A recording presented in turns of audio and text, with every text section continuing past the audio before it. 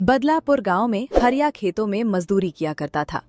वो सुबह सुबह उठकर गंगाराम के खेत पहुंच जाता था।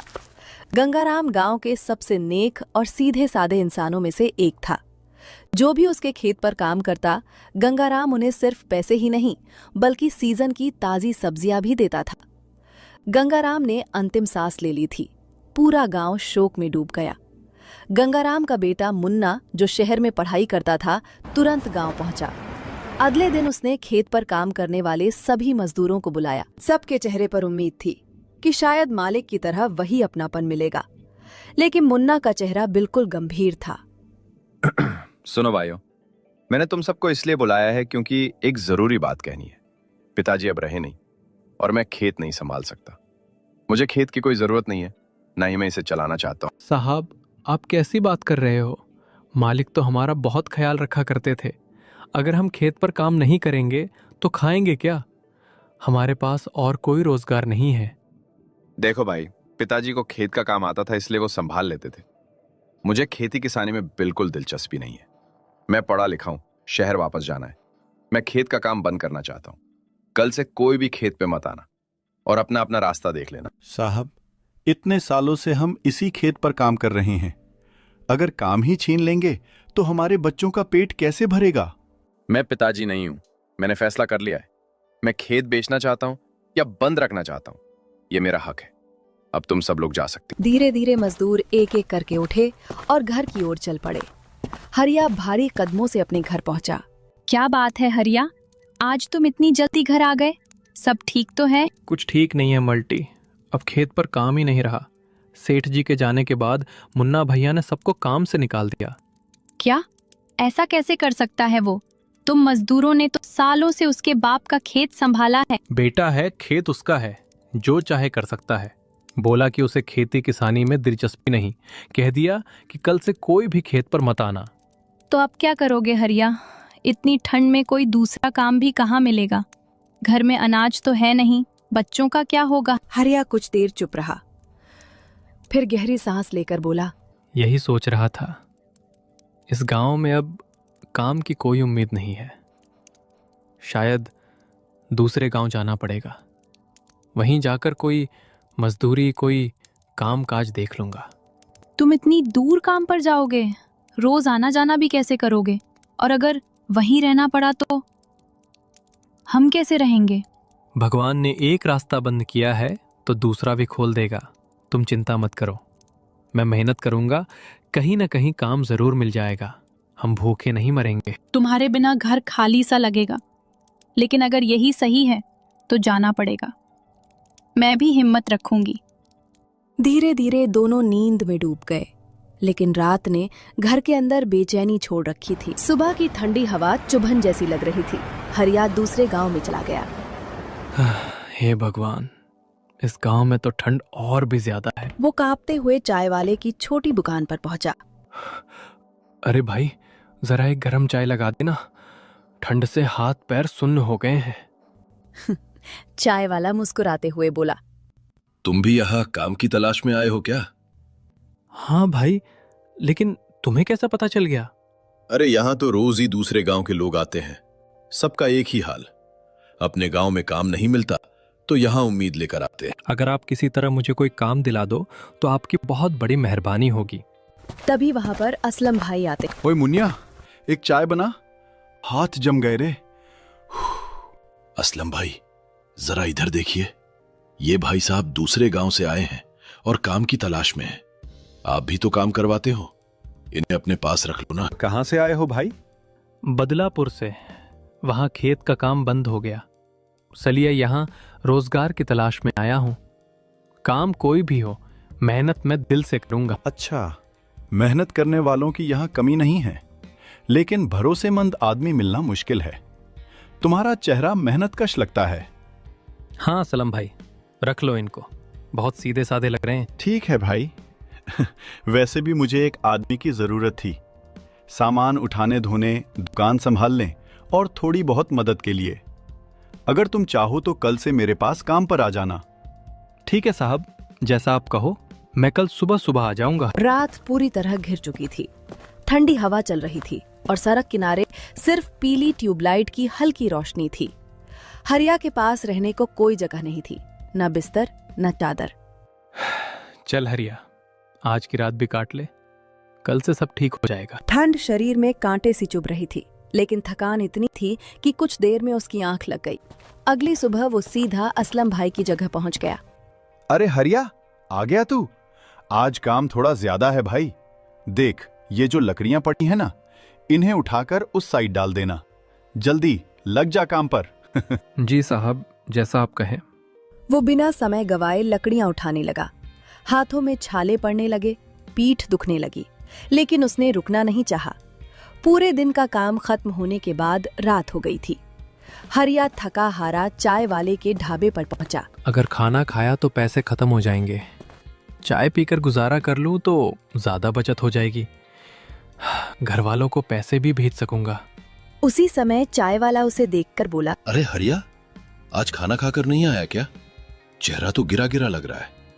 हरिया ने झूठ छुपाने के लिए मुस्कुराते हुए कहा, अरे नहीं भाई, खाना तो खा आया हूँ, बस जरा गर्म चाय पिला दो, ठंड बहुत लग रही है। ठीक है भैया, अभी लाया। पर सुन, खाना टाइम पर खाया करना, नहीं तो तबीयत बिगड़ जाएगी। हाँ भाई, ध्यान रखूंगा। लो, गरम गरम चाय।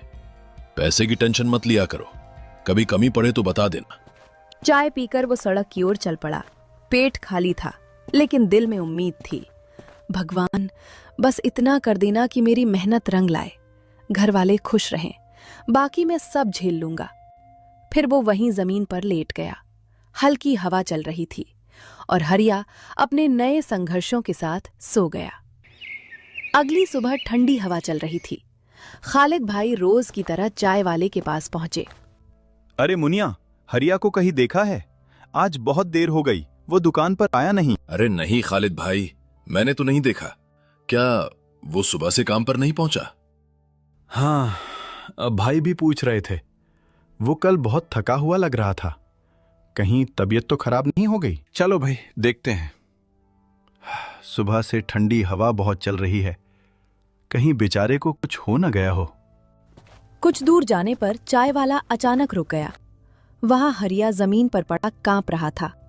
दोनों उसको उठाकर घंटे बाद हरिया धीरे धीरे आंखें खोलता है। अरे मैं कहाँ हूँ? ये जगह तो मेरे गांव जैसी भी नहीं लग रही। घबराओ मत हरिया, तुम मेरे घर पर हो। कल रात ठंड में जमीन पर सोने से तुम्हारी तबीयत बहुत बिगड़ गई थी। तुम्हें सड़क किनारे पड़े पाया था, कांप रहे थे पूरा। अगर देर हो जाती तो हालत और खराब हो सकती थी। भाई, इतना कष्ट दिला दिया आपको। वो मेरे पास ठिकाना नहीं था, इसलिए सड़क पर ही सो गया। लेकिन अब मुझे काम पर जाना होगा। अगर काम नहीं किया तो अपने घर पैसे कैसे भेज पाऊंगा? अरे ओ पगले, पैसा भेजेगा, लेकिन पहले जिंदा और ठीक ठाक तो रह। काम का क्या है, 2 दिन नहीं जाएगा तो दुनिया खत्म नहीं हो जाएगी। हरिया सुन, तुम्हारी हालत अभी काम करने लायक नहीं है। हाथ पैर अभी भी ठंड से अकड़े हुए हैं। अगर आज फिर बाहर गए तो तबीयत और बिगड़ जाएगी। लेकिन खालिद भाई, मेरे घर में खाने तक को पैसे नहीं होंगे। अगर मैं कमा नहीं पाया तो? अरे चिंता छोड़ दे, तेरे घर पैसे मैं भेज दूंगा, तू आराम कर ले। बाद में जब ठीक हो जाएगा तब धीरे धीरे काट लेना। लेकिन अभी तू काम पर नहीं जाएगा, ये बात पक्की। हाँ हरिया, यहां तुझे कोई अकेला नहीं छोड़ेगा। तू पहले ठीक हो जा, फिर अच्छे से काम करेगा और घर भी पैसे भेजेगा। ठंड में जिद नहीं करते। ठीक है भाई, जैसा आप लोग कह रहे हो वैसा ही करूंगा। कुछ दिन आराम कर लेता हूँ। शाम ढल चुकी थी। चाय वाला अपनी दुकान बंद करके घर पहुंचा। जैसे ही उसने दरवाजा खोला, उसकी पत्नी खाना बना रही थी। अरे भाग्यवान, आज तो मजा ही आ गया। कमाई बहुत अच्छी हुई, पूरे 1500 रुपए आए हैं आज। अरे वाह, ये तो बहुत अच्छी खबर है। अगर ऐसे ही रोज कमाई होने लगी तो हम कुछ ही दिनों में अपना दूसरा घर भी ले लेंगे। हाँ हाँ, तुम चिंता मत करो, अब काम बढ़ रहा है, लोग भी ज्यादा आने लगे हैं। लगता है भगवान हम पर मेहरबान हो गए हैं। पैसे बहुत जल्दी जुड़ रहे हैं, हम बहुत ही जल्दी नया घर ले लेंगे। उधर कमरे के कोने में रजाई ओढ़े हरिया लेटा था। वो उनकी बातचीत सुन रहा था। उसके दिल में एक नई बात उठी। अरे वाह, चाय बेचकर इतनी कमाई, 1500 रुपए एक दिन की। अगर मैं भी ऐसी ही चाय की छोटी दुकान लगा लूं तो मैं भी अपने घर अच्छे पैसे भेज सकता हूं। मेरे गांव में भी लोग चाय खूब पीते हैं। ये काम तो मुझे भी आ सकता है। सामान सस्ता है, लोग ज्यादा आते हैं, कमाई भी ठीक ठाक। अगली सुबह हरिया चाय वाले की दुकान पर पहुंचा। हरिया धीरे से बोला, अरे भाई, जरा एक बात पूछनी थी। अरे पूछो हरिया, क्या बात है? भाई, ये चाय का धंधा तुम कितने पैसे में शुरू किए थे? मेरा मतलब, इसमें खर्चा कितना आता है? अरे हरिया, देख भाई, चाय बेचना छोटा काम लगता है, लेकिन अगर ठीक से किया जाए ना तो आमदनी बहुत अच्छी होती है। रोज का खर्चा लगभग 1000 रुपए तक डूब जाता है। दूध, चाय पत्ती, शक्कर, गैस या लकड़ी, सब में। पर अगर जगह अच्छी हो, जहां लोगों की आवाजाही ज्यादा हो, तो मुनाफा भी खूब होता। मतलब कैसी जगह अच्छी मानी जाती है भाई? देख भाई, अगर तू किसी फैक्ट्री, बस अड्डा या मंडी के पास दुकान लगाएगा ना तो ग्राहक अपने आप मिलेंगे। सुबह शाम मजदूर, ड्राइवर, फैक्ट्री वाले, सबको चाय चाहिए होती है। दिन के 100-150 गिलास आसानी से बिक जाते हैं। फैक्ट्रियां तो हमारे गांव में भी है भाई। अगर मैं अपने गांव जाकर चाय की टपरी लगा लूं तो शायद मेरा भी गुजारा ठीक हो जाए। अरे बिल्कुल हो जाएगा, बस मेहनत करनी पड़ेगी और मुस्कुराहट रखनी पड़ेगी। ग्राहक दिल से जुड़ जाएं तो दुकान अपने आप चल पड़ती है। लेकिन भाई, मेरे पास तो पैसे नहीं हैं। दुकान लगाने का सामान, चाय का बर्तन, गैस, सबके लिए कुछ पूंजी तो चाहिए ही होगी। अरे भाई, जिसके पास तू अभी काम कर रहा है वो खालिद भाई बहुत नेक आदमी है। उनसे जाकर बोल दे कि तू अपना काम शुरू करना चाहता है। थोड़े पैसे उधार मांग ले, मुझे यकीन है वो मना नहीं करेंगे। इतना कहकर हरिया सीधा खालिद भाई की ओर चल पड़ा। दिल में उम्मीद थी, आंखों में सपना। अरे हरिया, अब तबीयत ठीक लग रही है? चल, आज से फिर काम पर लग जा। मुझे आपसे एक जरूरी बात करनी थी। हाँ बता हरिया, क्या बात है? भाई, मैं अपने गांव जाना चाहता हूँ। वहाँ काफ़ी फैक्ट्रियाँ लग गई हैं। अगर थोड़ा सा सहारा मिल जाए तो मैं वहाँ चाय की टपरी लगाना चाहता हूँ। बस अगर आप कुछ पैसे उधार दे दो। मैं आपको पूरे पैसे लौटा दूंगा खालिद भाई। अगर आप कहें तो ब्याज भी दे दूंगा। पैसे ज्यादा नहीं चाहिए, बस शुरुआत के लिए। रे हरिया, अगर तू अपने गांव जाना ही चाहता है तो ठीक है। अपनी बीवी बच्चों के पास रहेगा, यही सबसे बड़ी कमाई है। पर खालिद भाई, पैसे मैं दे दूंगा, लेकिन एक बात साफ समझ ले, मुझे कोई ब्याज नहीं चाहिए। जितने पैसे लें उतने ही वापस कर देना, और जब मन करे तब लौटा देना। सामान ले लेना और दुकान सही जगह लगाना। दिल लगाकर काम करना, अल्लाह सब ठीक करेगा। हरिया जब अपने घर पहुंचा तो आंगन बिल्कुल सूना पड़ा था। घर के अंदर से खांसी की हल्की आवाज आ रही थी।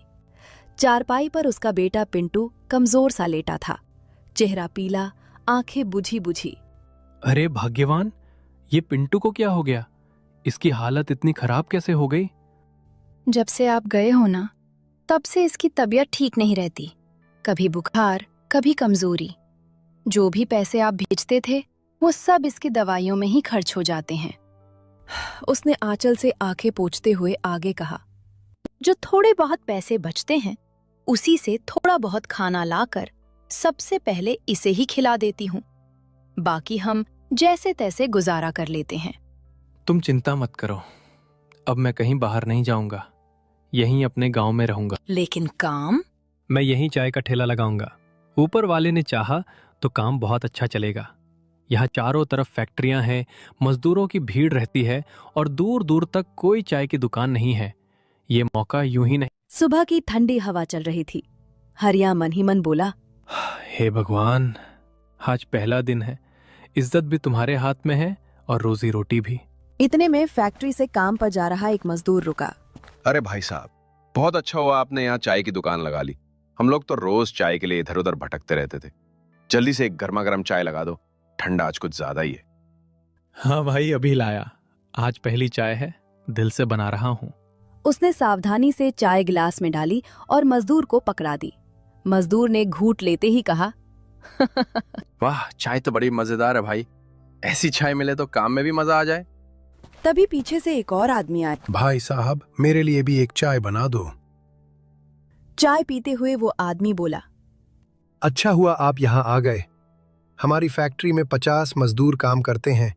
सब चाय की तलाश में बाहर निकल जाते हैं, जिससे काम का बहुत समय बर्बाद होता है। अगर तुम रोज मेरी फैक्ट्री में 50 कप चाय का इंतजाम कर दो तो मुझे बहुत खुशी होगी। मजदूरों को भी सुविधा मिलेगी और काम भी समय पर चलेगा। साहब, अगर आप भरोसा कर रहे हैं तो मैं भी पूरी जिम्मेदारी से काम करूंगा। आप चिंता मत कीजिए, मैं रोज समय पर आपकी फैक्ट्री में 50 चाय भिजवा दिया करूंगा। धीरे धीरे एक एक करके हरिया की चाय की टपरी की पहचान बढ़ने लगी। पहले जहां दिन में गिने चुने लोग आते थे, अब सुबह से शाम तक भीड़ लगी रहती थी। हरिया ये सब देखकर मन ही मन बहुत खुश रहता था। चाय बनाते हुए उसके चेहरे पर एक अलग ही संतोष झलकता था।